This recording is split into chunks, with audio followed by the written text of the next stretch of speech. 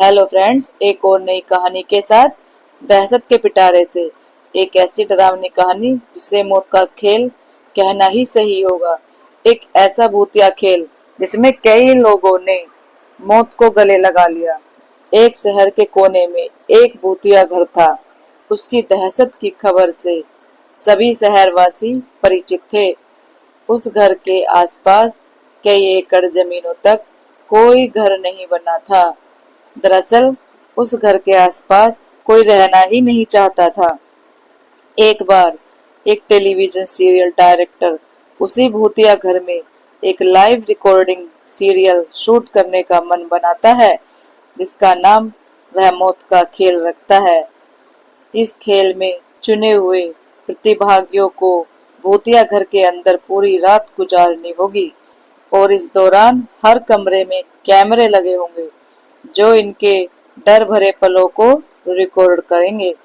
और अंत में जो प्रतिभागी बिना डरे पूरी रात गुजार लेगा उसे 1 करोड़ की इनामी राशि दी जाएगी। सीरियल डायरेक्टर मौत का खेल की घोषणा सारे शहर में कर देते हैं, लेकिन उन्हें प्रशासन का एक नोटिस आता है कि आपको उस घर में शूटिंग करने की इजाजत नहीं मिल सकती। वह घर खतरे के दायरे में आता है। सीरियल डायरेक्टर बहुत नामी हस्ती था, इसलिए वह निजी तौर पर प्रतिभागियों की जिंदगी की सुरक्षा की गारंटी लेता है और कुछ शर्तों को लागू करने के बाद प्रशासन से उस भूतिया घर में सीरियल रिकॉर्ड करने की मंजूरी मिल जाती है, जिसके लिए उसे 2 गुना पैसे खर्च करने पड़ते हैं। प्रशासन की परमिशन मिलते ही पूरे शहर में मौत का खेल के पोस्टर चिपका जाते हैं। मौत का खेल शहर में होने वाला था, लेकिन लोगों में उत्साह से ज्यादा दहशत भरी हुई थी। पूरे शहर को यकीन था कि इस प्रोग्राम में हिस्सा लेने वाले लोग जिंदा नहीं बचेंगे, लेकिन ये दुनिया तरह तरह के इंसानों से भरी है। उस प्रोग्राम में इनाम के लालच में कुछ लोग हिस्सा लेने पहुंचते हैं। सभी प्रतिभागियों को उनके नंबर दिए जाते हैं और साथ ही उनके हाथ में एक इलेक्ट्रिक ब्रेसलेट बांधा जाता है। यदि उन्हें डर लगे तो वह उसमें लगी बटनों को दबाकर इस प्रोग्राम से बाहर आ सकते हैं। प्रतिभागियों में 12 लड़के और 3 लड़कियां होती हैं। दिन के समय ही बिल्डिंग के कमरों में कैमरे लगा दिए जाते थे, क्योंकि रात को भूतिया आत्माएं उस बिल्डिंग के कमरों में दहशत का तांडव मचाती हैं और रात के समय अंदर जाने की हिम्मत बहुत कम लोग ही जुटा पाए थे। एक एक करके सभी प्रतिभागी अंदर चले जाते हैं।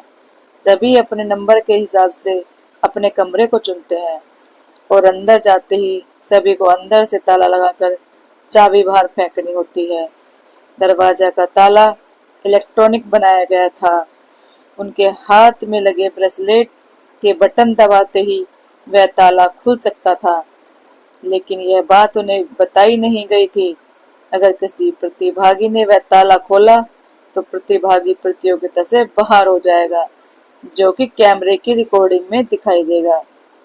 सभी के कमरे में निर्देश देने के लिए स्पीकर लगाए गए थे। उसी से सभी को संकेत दिया जाता है कि सभी जल्द से जल्द अपने कमरे का ताला बंद करके चाबी दरवाजे के नीचे से बाहर फेंकें और इसके बाद कमरे की लाइट बंद की जाएगी। निर्देश के अनुसार सभी अपने कमरे को अंदर से बंद कर देते हैं और चाबियां दरवाजे के नीचे से फेंक देते हैं। कैमरे नाइट मोड रिकॉर्डिंग के अनुरूप लगाए गए थे, इसलिए भले ही प्रतिभागियों के कमरे में अंधेरा हो, लेकिन दर्शकों को टेलीविजन स्क्रीन में सब कुछ नजर आ रहा होता है। धीरे धीरे डर की दहशत हो जाती है। प्रतिभागियों में से एक लड़की अचानक अपने कमरे में चीखने लगती है। कुछ ही देर में वह डर से बेहोश हो जाती है। उसके बेहोश होते ही लाइव सीरियल देख रहे दर्शक घबरा जाते हैं। अचानक एक एक करके सभी प्रतियोगियों पर भूतिया हमले होने लगते हैं, लेकिन ताज्जुब की बात तो यह थी कि सभी प्रतिभागी अपने आप को स्वयं ही नुकसान पहुंचा रहे थे। कैमरे की रिकॉर्डिंग में साफ साफ नजर आ रहा था। कोई अपने चेहरे पर खरोंच रहा था तो कोई अपना गला दबा रहा था, और तो और कई तो अपना सर भी दीवार से मारकर घायल कर रहे थे।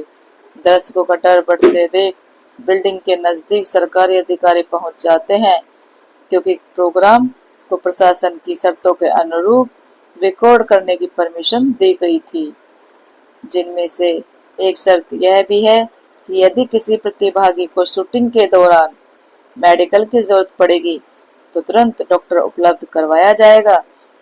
और जब सभी प्रतिभागियों को लाइव रिकॉर्डिंग में चोट लगने लगती है तो सभी प्रोग्राम को रोकने की आवाज उठाने लगते हैं। रातों रात प्रशासन पर दबाव बढ़ जाता है।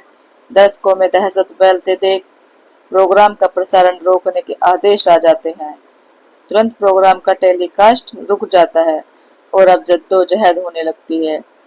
सभी प्रतिभागियों की बचाने की फायर ब्रिगेड की गाड़ी बिल्डिंग के बाहर पहुंचती है, लेकिन रात के समय भूतिया बिल्डिंग के अंदर जाने की हिम्मत फायर फाइटर्स की भी नहीं होती।